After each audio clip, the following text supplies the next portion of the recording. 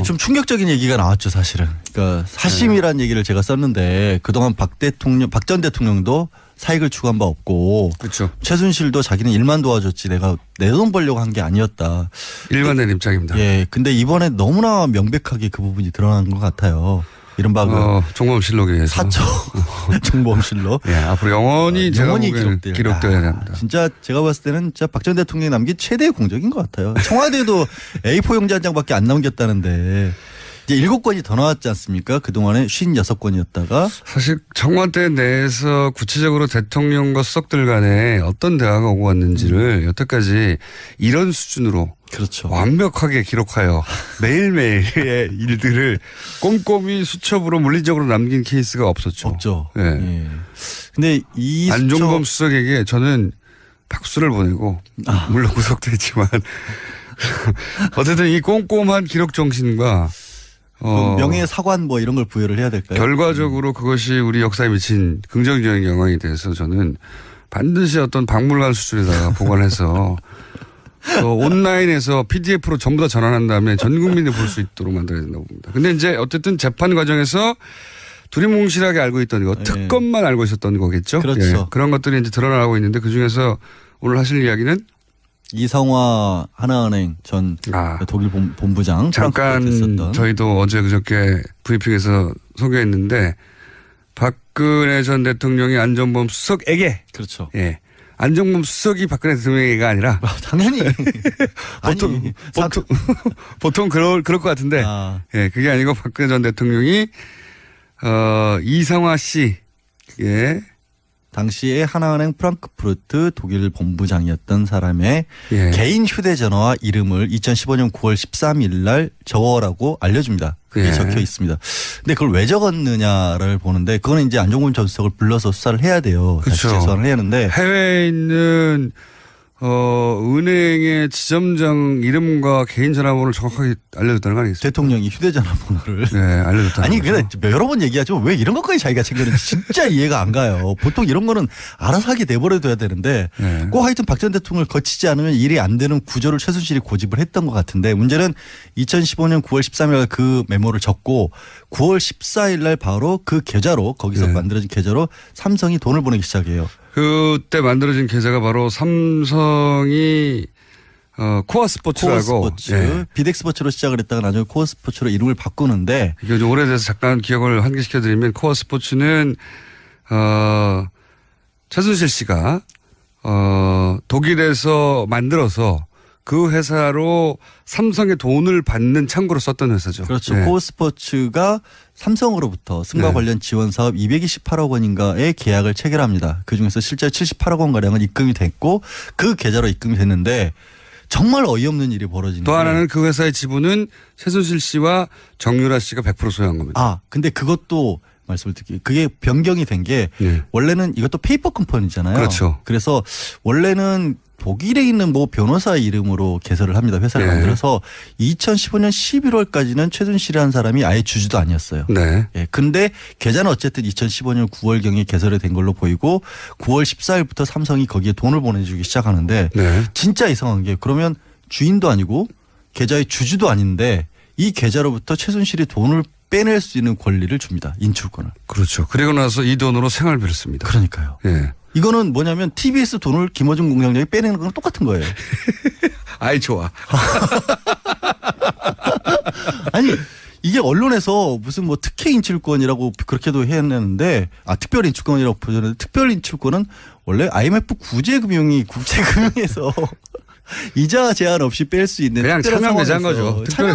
말도 안 되는 하여튼 짓을 한 거예요. 그냥 차명 계좌예요. 그러니까 보이스피싱 조직이 주로 남의 이름으로 돈 만들어 놓고 거기서 계좌 번호하고 비밀번호만 안에서 돈 빼듯이 멀쩡한 회사의 돈을 아무런 관련이 법적으로 없는 최순실이라는 사람이 빼갈 수 있도록 은행의 지점장이 도와줬다는 거거든요. 그리고 나서는 그러니까 지금 말씀을 요약하면 이겁니다. 최순실 씨가 겉으로는 아무 관련 없는 주인도 아닌 주주도 아니고 대표이사하고 아무 상관도 없어 보이는 없죠. 그런 회사에 돈이 꽂히는데 그 돈을 최순실 씨가 빼갈 수 있도록 그 은행에서 오케이 해준 거예요. 그 자체가 이상하잖아요. 그러니까 이게 최순실 씨의 차명 계좌라는 걸 은행이 알고 있었다는 거죠. 은행이 간단하게 말하면. 그렇죠. 그리고 네. 간단하게 말하면 그거를 알고 있었던 사람이 다른 사람이 아니라 지점장인 이상화 지점장이었을 것이다라는 게 날짜상 네. 다시 한번 말씀드리면 9월 13일 날 이거를 적게 했고 그 다음 날 삼성이 돈을 보냈고 그리고 그 이어서 최순실이 돈을 빼기 시작했고요. 그리고 그렇게 되자 이 회사를 다시 소유주가 바뀝니다. 그렇죠. 최순실과 정유라 씨로 회사 이름이 바뀌어요.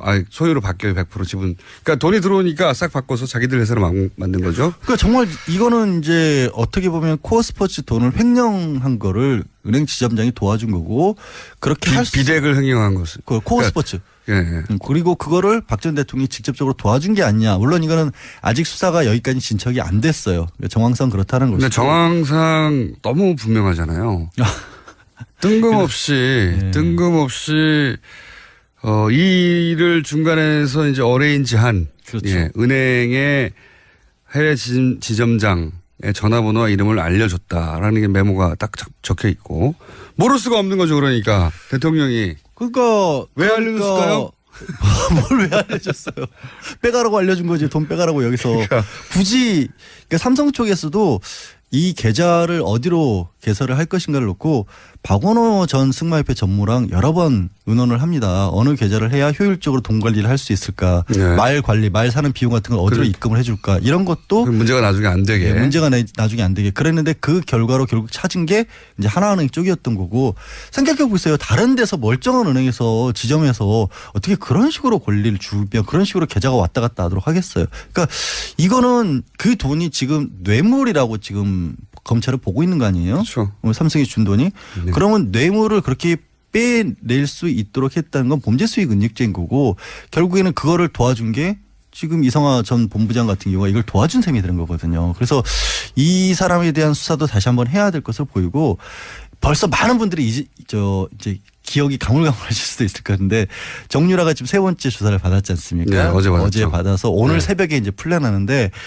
정유라가 받고 있는 여러 가지 의혹 중에 정말 이상한 거 하나가 이제 아버지 이름으로 강원도 땅 담보 받아가지고 독일에서 4억 7천 가량 대출을 받아서 그걸 독일에 신용장으로 받은 신용장으로 거죠. 예, 보통 이제 무역회사들이 받는 그러니까요. 신용장을 19세에 정유라가 아무런 이유도 없이 신용장을 대학교 1학년인데 신용장을 아무런 이유도 없이 직업도 개설했어요. 없고 소득도 없는데 4억 원을 독일에 있는 지점에서 대출을 받는데 그거를 승인해 준 사람도 이 이상화 지점 당시 지점장이었고요. 그렇죠. 예. 또 이분은 나중에 한국에 와서는 없는 자리가 만들어져서 승진을 하죠. 그 하나은행 내부 문서에 따르면 네. 그거는 분명히 정상적인 인사 지침이었고 특혜를 베푼 적이 없다라고 고객들에게 안내하라고 돼 있습니다. 안내하라고. 네, 하여튼 이게 정유라 씨가 참 정유라 씨 얘기 나와서 하는 말인데 정유라 씨가 구속영장이 기각됐잖아요. 그렇죠. 근데 이제 그것이 범죄 요건이 안 돼서가 아니라 이미 2대 관련해서는 사실은 다 대부분 밝혀졌기 때문에 구속을 굳이 할 필요가 없다 이런 거였거든요. 그러니까 그 부분에 대해서 지난번에 안 계실 때 네. 이정열 전 부장판사랑 인터뷰를 했거든요. 네. 정말 이해를 못하겠다.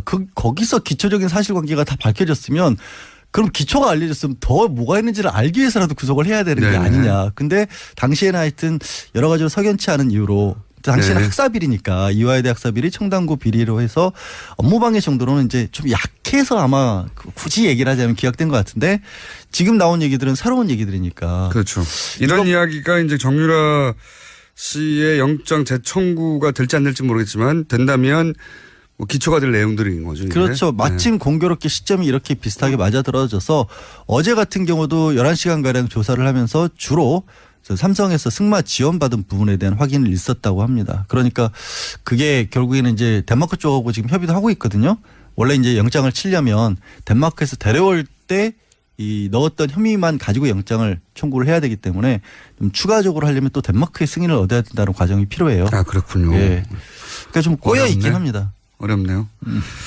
어쨌든 지금 정유라 씨는 엄마가 다 했다죠. 한마디로 어머니가 하면. 다 했고 예. 모른다라는. 본인은 모른다는 게 일관된 답변이고 지금도 그렇게 주장하고 있겠죠. 근데 그 부분이 저 도저히 이제 받아들일 수 없는 게 많은 게 또 한 사람의 증인이 나왔었죠. 박재홍 승마협회 감독이었고 예. 정유라 씨의 감독을 했고 본인도 승마 대표 선수 출신이고 이 사람이 삼성의 지원 사업이 있다라는 얘기를 듣고 또 승마협회와도 관련해서 직접 정유라 씨와 함께 승마 일을 하려고 그 덴마크로 갑니다. 독일로 갔는데 가서 보니까 뭐 정유라 말고는 다른 사람에 대한 지원이 전혀 준비가 안 돼 있었고 네.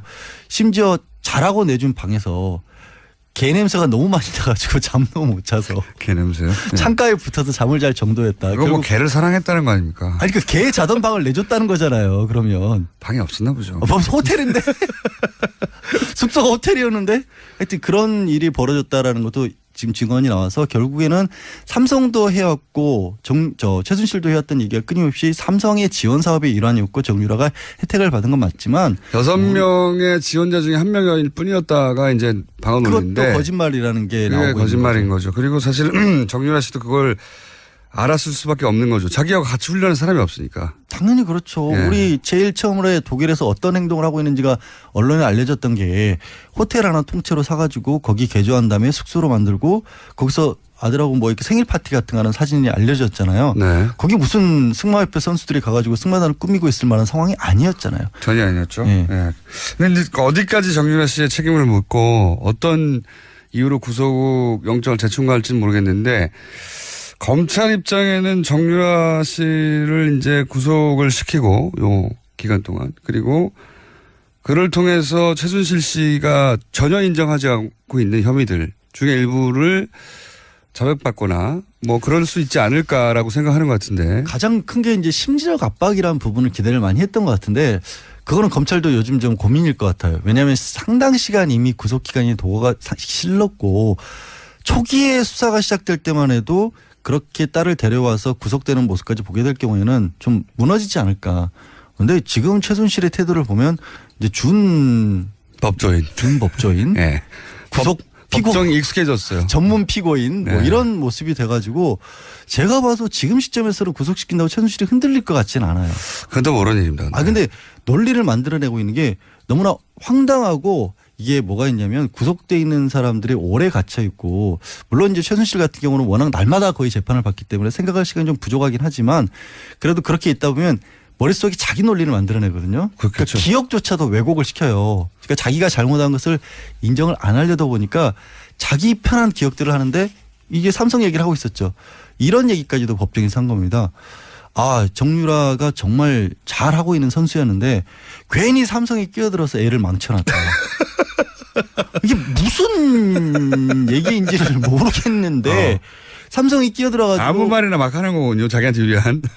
아니, 그러니까 이런 것 같아. 뭐, 애 버릇 나빠지게 만들었다? 괜히 비싼 말 사줘가지고. 이런 얘기 같아요.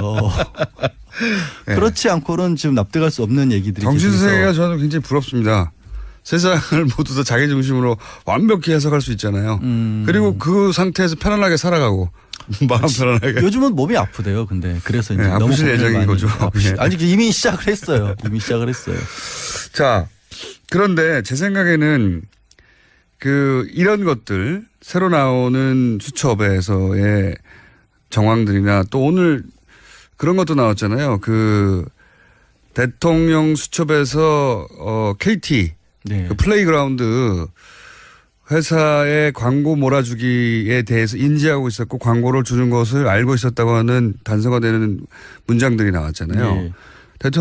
박근혜 전 대통령이 자기는 그냥 훌륭한 광고인들을 소개했을 뿐 민원이었고. 네, 민원이었고 광고 몰아주기든지 뭐 이거 관련된 건 전혀 모른다고 그랬는데 광고 몰아주기에 대해서 직접적으로 지시를 했죠. 언급된 문장이 나왔단 말이죠. 네. 아예 수첩. 그러니까 이전까지는 안정범 수석의 말이었다면 그 말을 뒷받침할 추가적인 이제 물증이 나오고 있는 중이잖아요. 근데 이렇게 추가적인 이제 수첩을 통한 정황이나 물증이 나오면 새로운 기소나 추가 기소나 충분히 가능하다라고 지금. 그러면은 저는 이게 보고 이제 있어요. 연장되는 거잖아요. 네. 네. 구속영장 만료 시점을 두고 박 전 대통령이 굉장히 다투고 있으니까. 네, 지금 재판을- 어떻게든 그 만료 기간까지 네. 버틴 다음에 출퇴근 재판을 받겠다는 게 그쪽 전략인 것 같은데 그 전략대로 안 될 수도 있다는 얘기를 제가 좀. 그럴 가능성을 조심스럽게. 왜냐하면 지금 너무 여러 가지가 얘기가 나와서 아까 이제 최순실 씨만 아프다고 한 게 아니라 박 전 대통령도 몸이 슬슬 아프기 시작하고 있고요. 네, 아프실 예정이죠. 예, 다. 그리고 다들. 증인을 400명이 넘게 꼭 불러야 되겠다라는 거예요. 말도 안 되는 거고. 공소장에 이름이 들어가 있는 사람은 다 불러서 얘기를 들어가 있다는 거고. 법정에서 증인을 불러서 한번 신문을 해본 사람은 압니다. 이게 얼마나 말이 안 되는 건지. 정말 고통스럽죠. 네, 에너지가 엄청나게 소모되는 아니 아플 거예요. 아플 예정이 아니라 아니 아플 수밖에 없어요. 그렇게 하면 실제로. 그러니까 변호사도 저도 증인신문 최장했던 게 6시간이 안 됐던 것 같거든요. 한 4시간 넘어가니까 미쳐버리겠더라고요. 내가 여기서 뭐 하고 있는 거지 하는 생각이 들 정도인데 워낙 그동안 집중해서 심리를 하니까. 근데 그거를 날마다 그리고 그 말씀 드려요. 400명? 400명 정말 말도 안 되는 거고 엊그제는 재판관들이 아플 거라고 봅니다. 저는. 그거 하면 저는 이제 떠올려 보면 증인 한 사람을 놓고 이렇게 검찰과 변호인 간에 공방을 하고 그 중간에 재판관에 끼어들고 중간에 이제 그 불분명한 부분을 다시 확인하고 엄청난 에너지를 쓰잖아요. 그때 신경이 곤두서서. 그러니까 그걸 매일 한다? 야. 그 진짜 그래서 지금 드리려던 말씀이 지난주에 안 계실 때 저 박 전 대통령 변호인단 측에서 또 어떤 얘기를 했냐면 이게 전직 대통령에 관한 재판인데 일본에서 있었던 그 공장장 닮은 사람 있죠? 오음진리교 교주. 닮다니요. 무슨 말도 안 되는 소리를 하는 겁니까? 아니 왜 좀 스타일이 비슷하잖아요. 어쨌든 스타일이. 말도 안 되는. 야 이건 그 재판이 10년을 갔다라는 거거든요. 허위사실 유포로 좀 고소당하고 싶어요. 제가 명예훼손과 허위사실에 관련된 아니, 전문가입니다. 스타일이 찾아보세요. 지난주도 말씀드렸죠. 말도 안 되는 소리를. 네. 근데 그때 재판이 10년을 갔고 그때 증인이 한 400명이 넘었어요. 그러니까 우리도 그 정도 가야 된다는 식의 주장을 하는데. 말도 안 되는 소리입니다. 진짜. 근데 이거를 물리적으로 이 재판이 일주일에 4번씩 하고 있는데 자, 전문 피고인으로서 보통 재판 얼마나 한 번씩 받죠? 한 달에 한두 번 받기도 그렇죠. 빠듯합니다. 원래. 빠듯하죠. 그럼 한 달에 한 번으로 계산을 제가 해보니까 실제 일주일에 4번씩 해서 10월까지 받으면 7년 가까이 받는 거랑 똑같은 거예요. 그러니까 이미 재판 일정이니까 그러니까 이걸 짧다고 생각하시면 절대 안 된다는 거죠. 사실 400명은 1년 내에 못할 거라고 봐요. 못하죠. 절대로. 물리적으로 못합니다. 못하죠. 체력도 안 되고요. 재판관 쓰러지고요. 재판관 아플 예정입니다. 그래서 정말로. 아니 국가배상 청구해야 돼요. 재판관이. 그러니까 하지 말자는 거거든요. 근데 지금 제대로. 말씀하신 거 말고도 지금 추가 기소가 될 수 있을 만한 여지가 또 하나 나온 게 뭐냐면 삼성이 정경련을 통해서 직접적으로 그 관변단체라고 부르죠. 이른바 당시에는 박 전 대통령의 정책 중에 하나 국정교과서 같은 것을 지지해 달라라는 그런 시위를 하는 단체들에게 정경련이 직접 지원을 해줘라라고 삼성이 요구를 했다는 그런 또 증언도 나왔거든요.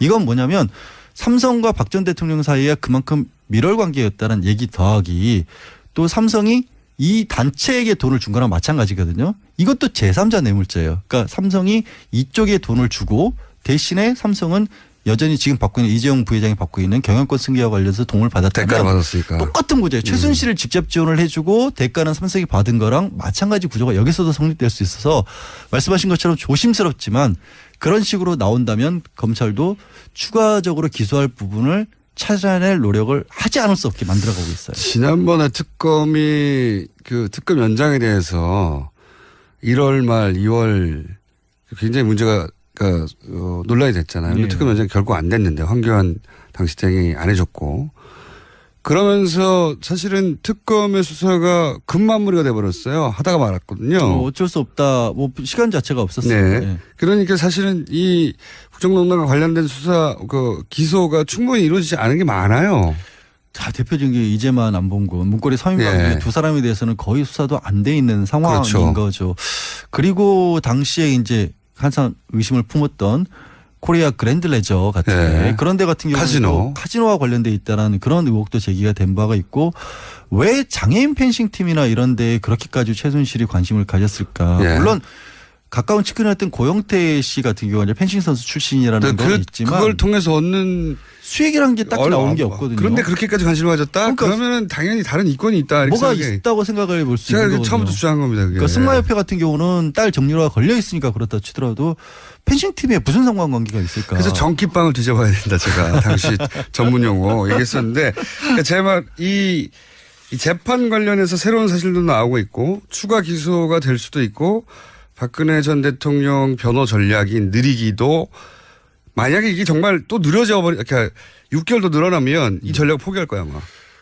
그러면 이제 그때 가서는 똑같은 결과, 그러니까 탄핵 때라 했을 때 검찰 수사를 받았을 때 출석 안 하고 지연했던 것이 소용이 없었구나 하는 뼈아픈 깨달음을 예. 또 얻을 수도 있는 거고, 혹시 불구속이 되면 진짜 해피한 거죠. 이제 나오게 되면 재판 출석 얼마든지 미룰 수 있거든요. 그때는 진짜 재판의 결론이 언제 날지 모르는 거예요. 5년 내내 미룰 수도 있습니다. 네, 그러니까. 제가 보기에는. 네. 자, 그런 기로에 서 있다. 지금 현재 윤석열 서울지검장이 어떤 역할을 할지 기대가 됩니다. 했는데 특별인출권이라고 보셨는데, 특별인출권은 원래 IMF 구제금융이 국제금융에서 이자 제한 없이 뺄 수 있는 그냥 특별한 차명계좌인 상황에서 거죠. 차명, 그 말도 안 되는 하여튼 네. 짓을 한 거예요. 그냥 차명계좌예요. 그러니까 보이스피싱 조직이 주로 남의 이름으로 돈 만들어 놓고 거기서 계좌 번호하고 비밀번호만 안에서 돈 빼듯이 멀쩡한 회사의 돈을 아무런 관련이 법적으로 없는 최순실이라는 사람이 빼갈 수 있도록 은행의 지점장이 도와줬다는 거거든요. 그리고 나서는 그러니까 지금 말씀을 요약하면 이겁니다. 최순실 씨가 겉으로는 아무 관련 없는 주인도 아닌 그렇죠. 주주도 아니고 대표이사하고 아무 상관도 없어 아무 상관도 보이는 없죠. 그런 회사에 돈이 꽂히는데 그 돈을 최순실 씨가 빼갈 수 있도록 그 은행에서 오케이 해준 거예요. 그 자체가 이상하잖아요. 그러니까 이게 최순실 씨의 차명계좌라는 걸 은행이 알고 있었다는 거죠. 은행이 간단하게 말하면. 그렇죠. 그리고 네. 간단하게 말하면 그거를 알고 있었던 사람이 다른 사람이 아니라 지점장인 이상화 이상화 지점장이었을 씨였다는. 것이다라는 게 날짜상 네. 다시 한번 말씀드리면 9월 13일 날 이거를 적게 했고, 그 다음 날 삼성이 돈을 보냈고, 그리고 그 이어서 최순실이 돈을 빼기 시작했고요. 그리고 이거는 그렇게 되자 이 회사를 다시 소유주가 바뀝니다. 그렇죠. 최순실과 정유라 씨로 회사 이름이 바뀌어요. 소유로 바뀌어요. 100% 지분. 그러니까 돈이 들어오니까 싹 바꿔서 자기들 회사로 만든 거죠. 그러니까 정말 이거는 이제 어떻게 보면 코어 스포츠 돈을 횡령한 거를 은행 지점장이 도와준 거고, 그렇게 할 수. 비대를 횡령한 것을. 코어 그러니까 스포츠. 예. 그리고 그거를 박 전 대통령이 직접적으로 도와준 게 아니냐. 물론 이거는 아직 수사가 여기까지 진척이 안 됐어요. 정황상 그렇다는 근데 것이죠. 정황상 너무 분명하잖아요. 뜬금없이 이 일을 중간에서 이제 어레인지한 그렇죠. 예, 은행의 해외 지점장의 전화번호와 이름을 알려줬다라는 게 메모가 딱 적혀 있고 모를 수가 없는 거죠. 그러니까 대통령이 그러니까 왜 알려줬을까요? 뭘 왜 알려줬어요? 아니 좀 충격적인 얘기가 나왔죠 사실은. 그러니까 사심이라는 얘기를 제가 썼는데 그동안 박 전 대통령도 사익을 추구한 바 없고, 그렇죠. 최순실도 자기는 일만 도와줬지 내가 내 돈 벌려고 한 게 아니었다. 일관된 입장입니다. 예, 근데 이번에 너무나 명백하게 그 부분이 드러난 것 같아요. 이른바 종범실록에 의해서. 사초 정보험실로. 예, 앞으로 영원히 기록되어야 합니다. 진짜 제가 봤을 때는 진짜 박 전 대통령이 남긴 최대의 공적인 것 같아요. 청와대도 A4 용지 한 장밖에 안 남겼다는데 이제 7건이 더 나왔지 않습니까? 그동안에 56건이었다가. 사실 청와대 내에서 구체적으로 대통령과 수석들 간에 어떤 대화가 오고 갔는지를 여태까지 이런 수준으로 그렇죠. 완벽하게 기록하여 매일매일의 일들을 꼼꼼히 수첩으로 물리적으로 남긴 케이스가 없었죠. 없죠. 예. 예. 근데 이 안종범 수석에게 저는 박수를 보내고 물론 구속도 했지만 어쨌든 이 꼼꼼한 기록 정신과 명예사관 뭐 이런 걸 부여를 해야 될까요? 결과적으로 그것이 우리 역사에 미친 긍정적인 영향이 돼서 저는 반드시 어떤 박물관 수준에다가 보관해서 또 온라인에서 PDF로 전부 다 전환한 다음에 전 국민이 볼 수 있도록 만들어야 된다고 봅니다. 근데 이제 어쨌든 재판 과정에서 두리뭉실하게 알고 있던 거, 특검만 알고 있었던 거겠죠. 그렇죠. 예, 그런 것들이 이제 드러나고 있는데 그 중에서 오늘 하실 이야기는 이상화 하나은행 전 독일 본부장 잠깐 있었던. 저희도 어제 그저께 브리핑에서 소개했는데 박근혜 전 대통령이 안종범 수석에게 그렇죠. 예. 안종범 수석이 박근혜 대통령이가 아니라 당연히 보통 그럴 것 같은데 예, 그게 아니고 박근혜 전 대통령이 이상화 씨 예. 당시에 하나은행 프랑크푸르트 독일 본부장이었던 사람의 개인 휴대전화와 이름을 2015년 9월 13일 날 적어라고 알려줍니다. 그게 적혀 있습니다. 근데 그걸 왜 적었느냐를 보는데 그거는 이제 안종범 전 수석을 불러서 수사를 해야 돼요. 그렇죠. 다시 재수사를 해야 하는데 해외에 있는 은행의 지점장 이름과 개인 전화번호를 정확하게 알려줬다는 거 아니겠어요? 대통령이 휴대전화번호를. 네, 알려줬다는 아니, 거죠. 근데 여러 번 얘기하지만 왜 이런 것까지 자기가 챙겨는지 진짜 이해가 안 가요. 보통 이런 거는 알아서 하게 내버려둬야 되는데 네. 꼭 하여튼 박 전 대통령을 거치지 않으면 일이 안 되는 구조를 최순실이 고집을 했던 것 같은데 문제는 2015년 9월 13일 그 메모를 적고 9월 14일 날 바로 그 계좌로 거기서 네. 만들어진 계좌로 삼성이 돈을 보내기 시작해요. 그때 만들어진 계좌가 바로 삼성이 코어 스포츠라고. 코어스포츠, 예. 비덱스포츠로 시작을 했다가 나중에 코어스포츠로 이름을 바꾸는데 이게 좀 오래돼서 잠깐 기억을 환기시켜드리면 코어 스포츠는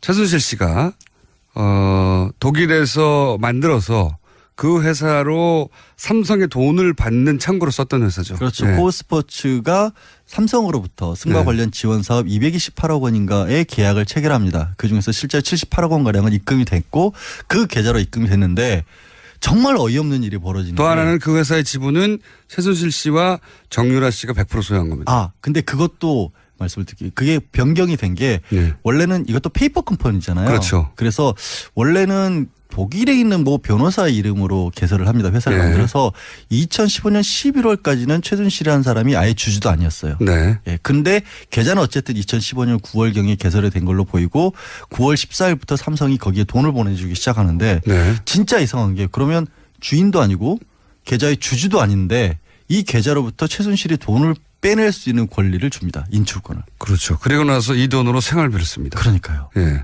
이거는 뭐냐면 TBS 돈을 김어준 공장장이 빼내는 거랑 똑같은 거예요. 아이 좋아. 아니 이게 언론에서 무슨 뭐 특혜 인출권이라고 그렇게도 했는데 안 돼서가 아니라 이미 이대 관련해서는 사실은 다 대부분 밝혀졌기 때문에 구속을 굳이 할 필요가 없다 이런 거였거든요. 그러니까 그 부분에 대해서 지난번에 안 계실 때 네. 이정열 전 부장판사랑 인터뷰를 했거든요. 네. 정말 이해를 못하겠다.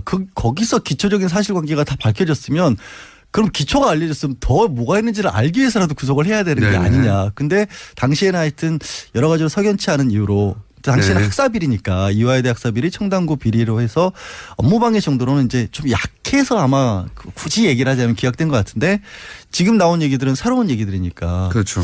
이런 이야기가 이제 정유라 씨의 영장 재청구가 될지 안 될지 모르겠지만 된다면 뭐 기초가 될 내용들인 거죠. 이게. 그렇죠. 마침 공교롭게 시점이 이렇게 비슷하게 맞아떨어져서 어제 같은 경우도 11시간가량 조사를 하면서 주로 삼성에서 승마 지원받은 부분에 대한 확인을 있었다고 합니다. 그러니까 그게 결국에는 이제 덴마크 쪽하고 지금 협의도 하고 있거든요. 원래 이제 영장을 치려면 덴마크에서 데려올 때 이 넣었던 혐의만 가지고 영장을 청구를 해야 되기 때문에 좀 추가적으로 하려면 또 덴마크의 승인을 얻어야 된다는 과정이 필요해요. 아 그렇군요. 예. 그러니까 좀 꼬여 있긴 어렵네. 합니다. 어렵네요.